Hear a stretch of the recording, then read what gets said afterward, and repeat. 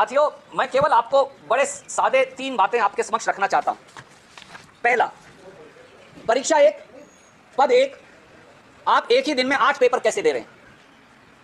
और 8 पेपर अगर आप देंगे, जिनकी कॉपियां मैं आपको भेज रहा हूं, जो अभ्यर्थियों ने, परीक्षार्थियों ने मुझे भेजी हैं, तो उनके आधार पर उनकी योग्यता की जांच कैसे होगी? दूसरा सवाल, भर्ती पुलिस कांस्टेबल के सवाल ऐसे हैं कि ना सीएम जवाब दे सके, ना डीजीपी, ना आईपीएस, ना आईजी, ना एडिशनल डीजीपी। एचएसएससी ने साफ लिखा है अपने इश्तिहार में, और उसकी कॉपी भी मैं आपको भेज रहा हूं, कि सवाल ऐसे पूछे जाएंगे जो 12वीं के योग्य हो, पढ़ा लिखा आदमी जिनका जवाब दे सके और 12वीं कक्षा के हों। ये मैं नहीं कह रहा, उन्होंने बाकायदा लिख के ये शर्त रखी है और मैं उसकी प्रतिलिपि आपको भेज रहा हूं। पर अगर आप इन 8 पेपरों को दें तो हरियाणा के युवाओं की ओर से आदरणीय मुख्यमंत्री खट्टर साहब और उनके मंत्रिमंडल को मेरी चुनौती है कि आप इन 8 पेपरों में से किसी पेपर में भी 30% सवालों का जवाब देकर दिखा दें, तो फिर हरियाणा के युवा जो आप कहेंगे वो स्वीकार कर लेंगे।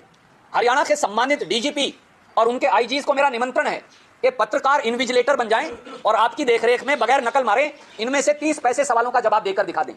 तो जिन सवालों का जवाब ना मंत्रिमंडल पूरा मिलकर दे सकता, ना मुख्यमंत्री दे सकते, ना डीजीपी और आईपीएस अधिकारी दे सकते, वो हरियाणा के 10 लाख युवा, 8,39,000 युवा इन पेपरों में बैठ रहे हैं, वो कैसे दे पाएंगे? क्या ये एक भद्दा मजाक नहीं? तीसरी बात, 31 तारीख को यानी कल 8,39,000 में से लगभग 2.5 लाख बच्चे बैठे मॉर्निंग और इवनिंग शिफ्ट में। अगर आप 8 पेपर पूछेंगे तो 200 बच्चों को एक पेपर गया, 50,000 बच्चों को एक और पेपर गया, 5,000 बच्चों को एक और पेपर गया, 5,000 बच्चों को एक और पेपर गया। इनकी इक्वलाइजेशन कैसे होगी? फिर आप मेरा और आपका और आपका और आपका, उन सारे बच्चों का इकट्ठे मापदंड करके योग्यता को निर्धारित कैसे करेंगे? एक परीक्षा 1 पद यूपीएससी भी अगर करता है तो मॉर्निंग इवनिंग में वो ज्यादा से ज्यादा 2 पेपर पूछ लेता है और उनका इक्वलाइजेशन क्राइटेरिया होता है। पर यहां तो आप America, Russia, FBI, Interpol, PhD botany, PhD geology, PhD sociology, इनके सवाल पूछ रहे हैं कि इक्वलाइजेशन कैसे होगी? अगर नहीं होगी तो योग्यता का मापदंड क्या होगा? और चौथा, इन सारे पेपर्स में एक बात यूनिक है और कॉमन है, इनमें हरियाणा से कोई सवाल नहीं है।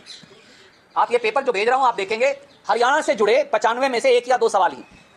और दूसरी बात और क्या है, पुलिस कांस्टेबल भर्ती का विषय क्या होना चाहिए साथियों? हरियाणा का सामान्य ज्ञान, जो कि स्टेट सब्जेक्ट है, हरियाणा की भौगोलिक, सामाजिक और राजनीतिक वास्तुस्थिति, भारतीय दंड संहिता, इंडियन पीनल कोड से जुड़े सवाल, संविधान में मौलिक अधिकारों से जुड़े सवाल, मानव अधिकारों से जुड़े सवाल, मानवीय दृष्टिकोण और सामाजिक समरसता से जुड़े सवाल। ये क्राइटेरिया होगा ना, कोई भी आपको ये बता सकता है। परंतु आज ये पेपर इनको देखकर साफ है कि सवाल इन सारे विषयों को छोड़कर सवाल हैं एमए और पीएचडी बोटनी के, एमए और पीएचडी सोशियोलॉजी के, जियोलॉजी के, फिजिक्स के, मैथमेटिक्स के, अंतरराष्ट्रीय जनरल नॉलेज के, वर्ल्ड ट्रेड ऑर्गेनाइजेशन के, वर्ल्ड ट्रेड ऑर्गेनाइजेशन की पॉलिसीज के, एमएससी मैथमेटिक्स के, ये सवाल पूछे जा रहे हैं। तो सवाल बड़ा सीधा है कि आप पिछली बार जब आपने पेपर दिया तो आप एसआई के लिए डंगरों के सवाल पूछ रहे थे, आपको मैंने वो भी पढ़ के सुनाए थे कि भैंस का कृत्रिम गर्भधान कैसे होगा, ये सब इंस्पेक्टर से पूछा जा रहा था, या कौन से किस्म की भैंस के सींग किस रंग के होते हैं, या उनकी शक्ल कैसी होगी। अब आप पूछ रहे हैं एफबीआई और इंटरपोल की भर्ती के। तो साफ है कि खट्टर साहब की सरकार 55 सालों में सबसे युवा विरोधी सरकार है और यह हरियाणा के युवाओं की दक्षता, उनके गुण, उनकी काबिलियत का भद्दा मजाक उड़ा रही है। यह एक षड्यंत्रकारी तरीका है ताकि सारे बच्चे फेल हो जाएं। जिन्हें आपको पास करना है उनकी ओएमआर शीट खाली रखिएगा, उसमें आप टिक करवा दीजिएगा। आप ही ने ये बात खबर चलाई है पिछले 3 महीने में, ये तो आपको मालूम चल गई कि 700 से अधिक 62 कैटेगरी में ओएमआर शीट खाली मिली। क्यों? ऐसे सवाल पूछेंगे तो जिसे पास करना है वो खाली छोड़ाएगा, बाद में आप उसे टिक करते रहिएगा। ये एक षड्यंत्र है, ये दुर्भाग्य है इस प्रदेश का कि आज जब हरियाणा 55 साल का हो गया है तो हरियाणा के युवाओं से ऐसा क्रूर, ऐसा जुल्म और ऐसा अपराध उनके साथ किया जा रहा है। हमारी ये मांग है कि सीधे सीधे मुख्यमंत्री जी आज जिम्मेवारी लें। वो एक सम्मानित बुजुर्ग हैं हमारे, उन्हें आगे बढ़कर जिम्मेवारी लेनी चाहिए और ऐसे कर्मचारी चयन आयोग को जो बेवकूफाना, बेतुकी भरे, जो विषय से ना जुड़े हुए, कभी डंगरों से जुड़े हुए और कभी एमएससी बोटनी से जुड़े हुए, जियोलॉजी और सोशियोलॉजी से जुड़े हुए, अमेरिका, रशिया, इंटरपोल, डब्ल्यूटीओ से जुड़े हुए, ऐसे सवाल अगर आप पुलिस कांस्टेबल से पूछेंगे तो फिर किस प्रकार से बच्चों का गुण और दोष, उसकी जांच हो पाएगी। हमारी ये मांग है कि ऐसे कमीशन को बर्खास्त कर दिया जाना चाहिए। कोई भी सवाल आप पूछना चाहें तो स्वागत है।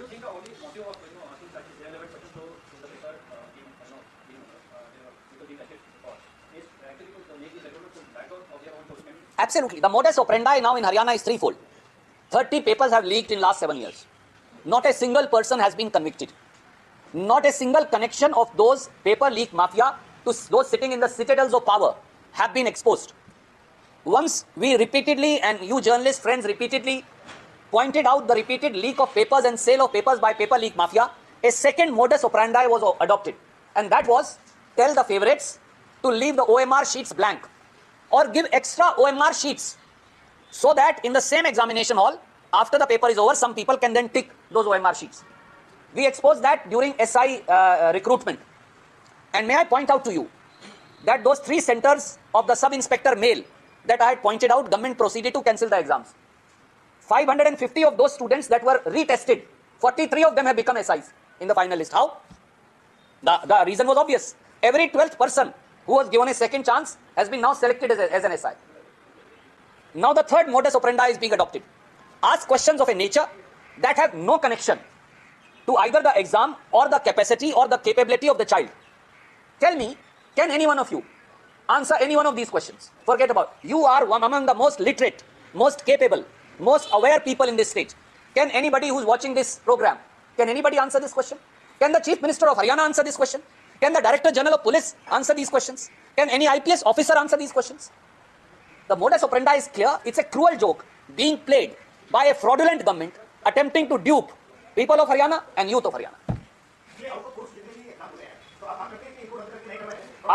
आदरणीय मित्र, इनमें से एक प्रश्न का सवाल भी मैं चुनौती देता हूं आपके माध्यम से. आप होंगे इन्विजिलेटर, जो पत्रकार मित्र हैं, मुख्यमंत्री जी, उनका मंत्रिमंडल, वो बैठ जाए, आप उनको यही पेपर दे दीजिए.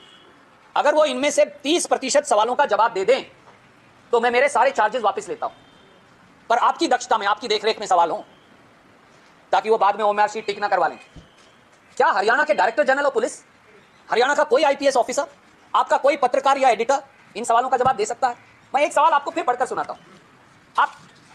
आप क्या इस प्रकार के सवाल पूछकर, if the female parent bears bisexual flowers, removal of anthers from the flower bud before the anther dehisces using a pair of forceps is necessary. This step is referred to as emasculation, bagging, artificial hybridization, globalization. Even I can't pronounce the word. क्या आप में से किसी ने कोई ऐसा सवाल कभी सुना भी है? So I challenge the chief minister. मैं चुनौती देता हूं मुख्यमंत्री जी को, पूरा मंत्रिमंडल बैठ जाए और आप इन्विजिलेटर बन जाए. हरियाणा के लोगों का बेवकूफ बनाने का ये एक नायाब तरीका हरियाणा भर्ती सेल काउंटर, उसलिए मैंने उसका नाम रखा हुआ है, हरियाणा स्टाफ सिलेक्शन कमीशन ने किया. और ऐसे कमीशन को बर्खास्त कर नए सिरे से इस पूरी प्रक्रिया को देखने की आवश्यकता है. आदरणीय मित्र, ये कई बार ऐसा होता है कि आप एक से अधिक पेपर लेते हैं, पर मैं आपको, जितना मुझे तजर्बा है यूपीएससी का, मैं आपको उसके हिसाब से बताता हूं. पेपर वही रहेगा, सवालों की क्रम संख्या आगे पीछे होती रहेगी. यानी आपने इनको, जो सवाल 1 नंबर है वो मुझे 5 नंबर हो जाएगा, मुझे जो 5 नंबर है वो आपको 50 नंबर हो जाएगा, ताकि जब आप टिक कर रहे हैं तो आगे पीछे कोई नकल ना मार सके. परंतु 8 अलग अलग पेपर अगर आप एक दिन में पूछेंगे, ये मेरे को नहीं मालूम, ये मेरे को सब बच्चे जो हैं हमारे युवा, वो मुझे भेजते, उन्होंने एक एक करके भेजे, तो पता चला कि 4 पेपर अलग अलग सुबह हुए, 4 अलग अलग शाम को हुए. इनको आप इक्वलाइज कैसे करेंगे? आप एक बार, इतने सारे चैनल यहां हैं, आप मुझे बताइए, इन अलग अलग चैनल से अगर हम अलग अलग सवाल पूछें तो वो एक जवाब कैसे दे पाएंगे, और उनका इकट्ठा मापदंड क्या होगा? ये बात है. आप कुछ पूछे? जी नहीं लिखा. जी बिल्कुल, आपकी बात वाजिब है, मुझे ये बोलना चाहिए.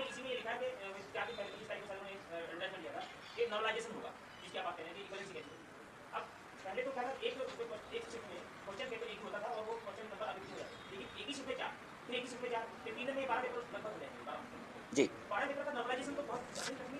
साहब, इन 8 पेपरों का नॉर्मलाइजेशन कोई नहीं कर सकता. मैं केवल एक दिन का, आज वो क्या करेंगे आज मालूम चलेगा, परंतु कल 31 तारीख को उन्होंने 8 पेपर दिए. मैं चुनौती देता हूं, यूनियन पब्लिक सर्विस कमीशन को बिठा लीजिए, यूनियन पब्लिक सर्विस कमीशन को बिठा लीजिए, उनसे ऊपर तो कोई नहीं है, हिंदुस्तान का चयन आयोग है, वो भी इसकी नॉर्मलाइजेशन नहीं कर सकते. It is an impossibility. और board of school education Haryana में 10वीं और 12वीं, मैंने भी, माफ कीजिए, मैंने भी 10वीं और 12वीं हरियाणा बोर्ड से की है. मैं 100 रुपये का चेक देता हूं हर उस मंत्री और मुख्यमंत्री को जो यहां सवाल, इनमें से 30 पैसे सवालों का जवाब दे दे. तो बच्चे कहां से देंगे? राकेश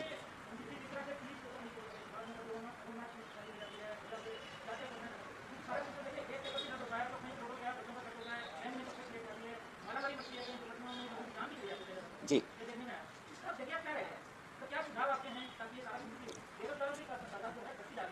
5500 पदों के लिए लगभग 8.5 लाख बच्चे सामने आए. अगर आप 8.5 लाख को 5 से भी गुना कर दें, क्योंकि एक परिवार में 5 सदस्य तो और भी होंगे, तो 2.5 करोड़ हरियाणवियों में से 60 लाख लोग प्रभावित हैं. 50 से 60 लाख लोग. मैंने जब मुबारकबाद दी हरियाणा दिवस की तो 3 शब्दों का इस्तेमाल किया: सरलता, सादगी, साफ गोई.